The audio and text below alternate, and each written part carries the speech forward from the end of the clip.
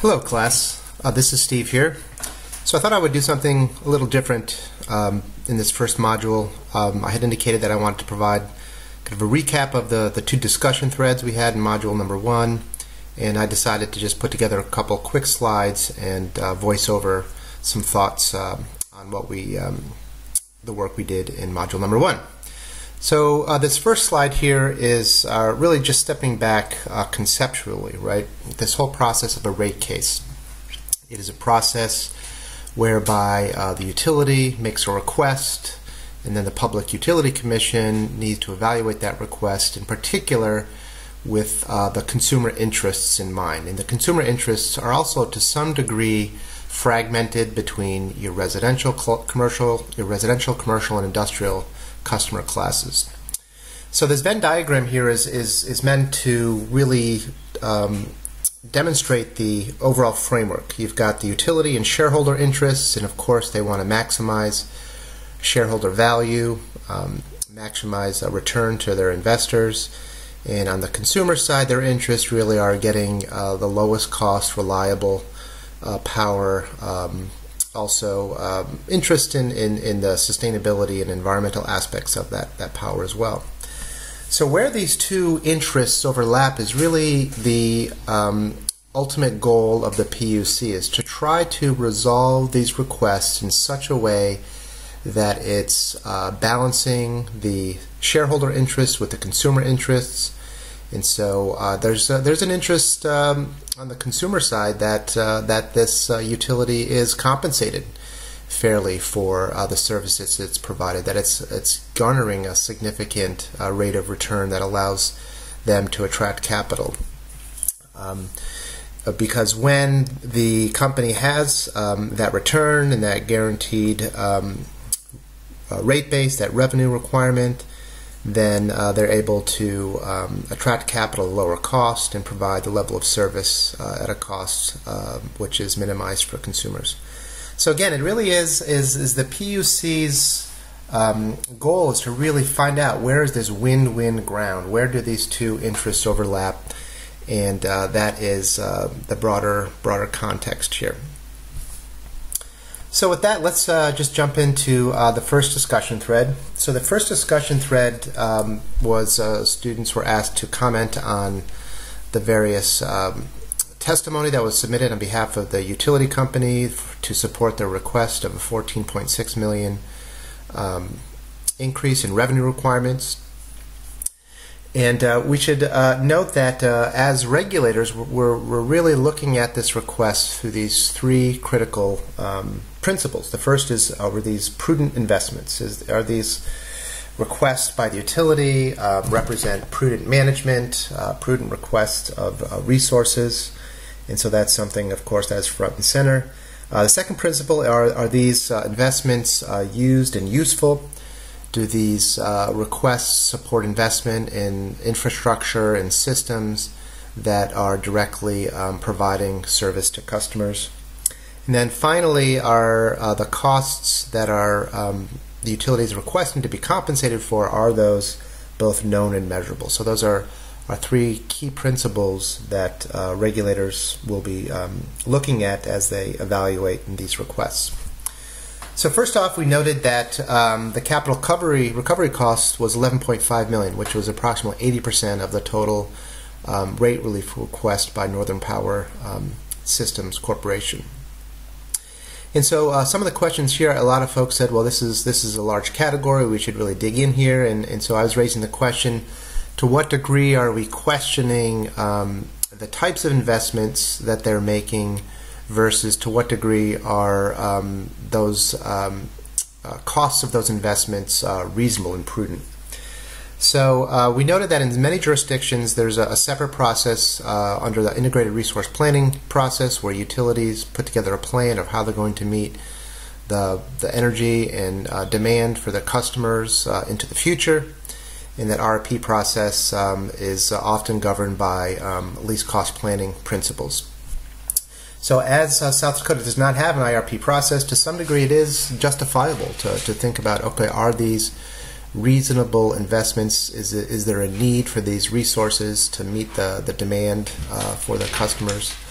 But also we have to some degree, respect the management decision. This is a business. They've decided internally that these investments are necessary to provide reliable power to their customers. So it really is a balancing act between questioning whether or not these investments were needed versus what they purchased for these. In terms of what they purchased, did they get the best price possible for these assets? And that's an important question on the behalf of ratepayers as well. So there's this question about transmission. Part of the rate request is a result of increased transmission infrastructure. And as we noted, transmission infrastructure, those tariffs are governed by the Federal Energy Regulatory Commission, FERC, and transmission investments are spread across large regions. Ratepayers across a regional grid are responsible for, by and large, these significant transmission investments.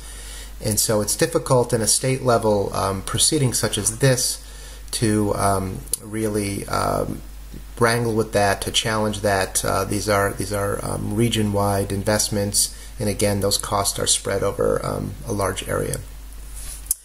Many folks noted a significant increase in operating and maintenance. This particular utility has investments in several nuclear facilities, so I believe one of the students referenced the fact that these are aging facilities, and we would anticipate over time that the operating and maintenance costs for these facilities would rise. So one of the benefits, though, of course, is that these nuclear power plants are fairly old. They've been fully amortized, so the amount of the capital and the rate base at this point would be quite small.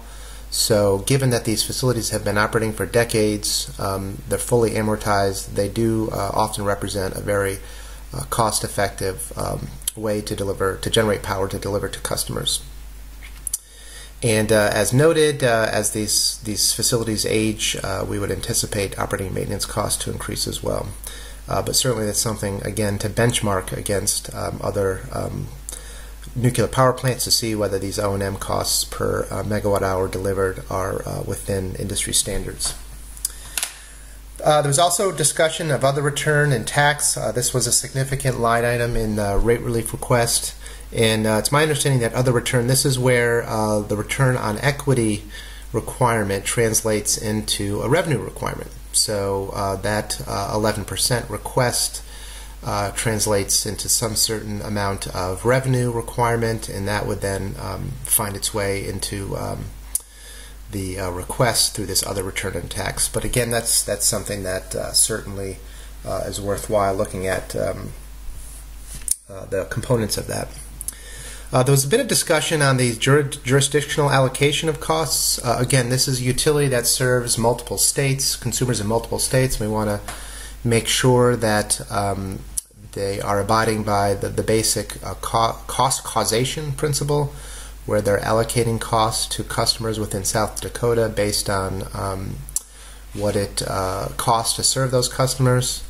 And here I think this is an interesting debate, and obviously it's quite complex, but in my judgment, I think the utility has really incentive to allocate these costs between these different jurisdictions as accurately as possible. I don't really see any inherent motivation within a utility company to not allocate these in a way that would be equitable across these various jurisdictions. But again, that's something certainly that one would want to look at and make sure that there's no mistakes or erroneous errors in that process. And again, the FERC has this standard accounting categories for electric utilities and gas utilities, and so the standard accounting process also is part of the system, which allows regulators to look at the cost categories and how those are being allocated across various jurisdictions. And then there was a bit of discussion as well about to what degree within this rate case should these broader issues of efficiency, renewables, and addressing climate change factor into PUC staff analysis and critical analysis of costs. And I believe Ken in particular was an advocate for this, and others as well were discussing this. And I kind of pushed back a little bit, suggesting that these are obviously important issues. In a cost case, a revenue rate case such as this, really the PUC is focused on the cost side of what Michael Dworkin calls as the triad, the cost, reliability, and environment. So this particular exercise, a rate case, is really focused on cost, although obviously it's taking place within the broader context of climate change, which may create some significant policy risks moving forward. Coal-fired power plants, for example, some point in the future could become stranded assets, where if there's some sort of pending legislation which would render those generating assets non-performing, that certainly is something to be considered. And then there was a bunch of issues related to return on equity request, and we'll get that into a second. But in general, I think folks did a great job. Again, there are volumes of information and data, and this is a strategic process, right, where the utility's coming in, making a request, and the PUC, again, has limited resources, and they have to determine how best to deploy those resources to, again, ultimately achieve the best outcome for ratepayers, but also balancing the needs of the utility and their business to attract capital and provide a reliable service. So the return on equity question, again, was quite interesting. Again, a very esoteric concept, and I tried to make the case in some of my contributions that this discussion really has to take place within the broader investment context.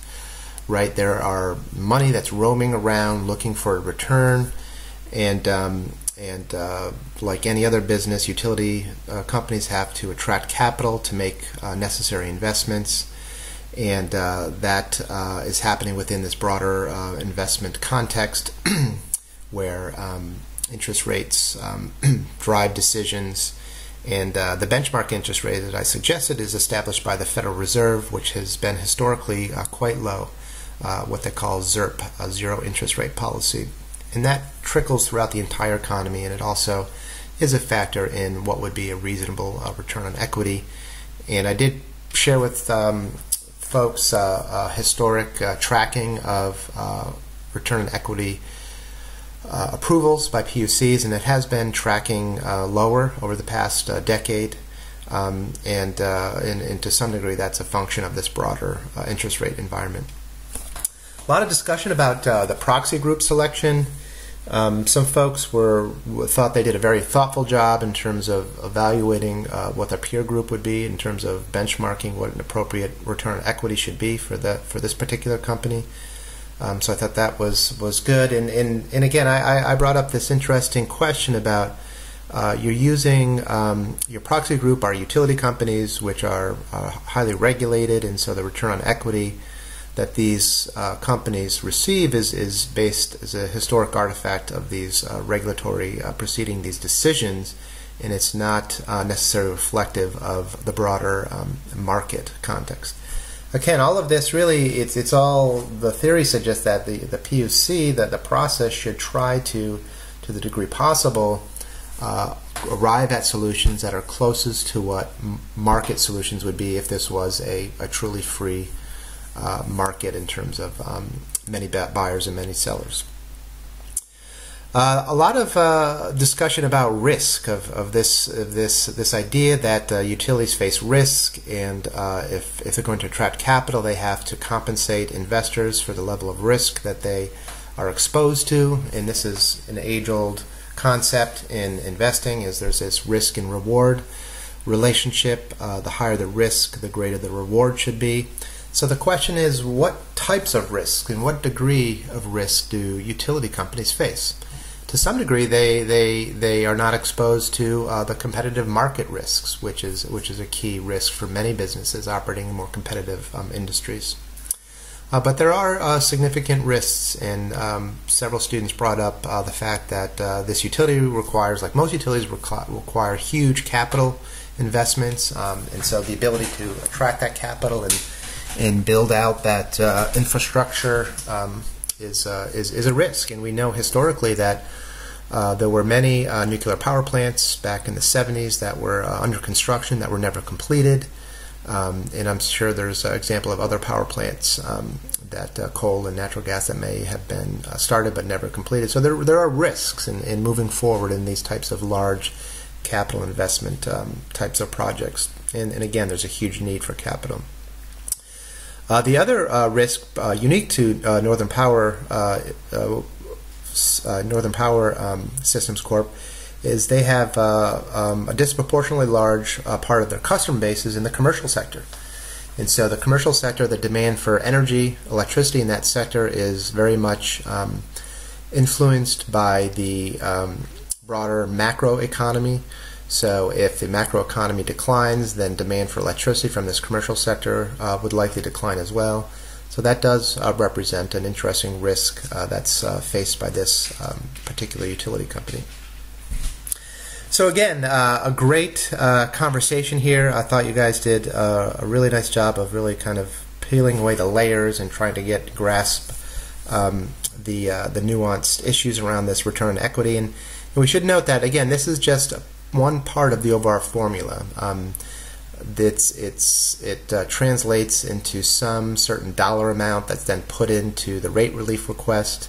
And it doesn't guarantee them this rate of return. It allows them the opportunity to make this return if they manage the company well and the future unfolds as they had anticipated.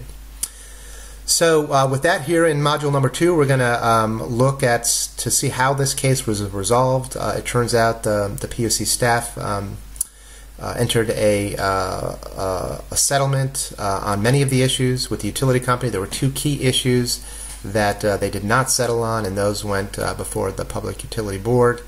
And we'll see how this was all resolved here in module number 2 and then continue the conversation. So with that, I will conclude. Thank you very much.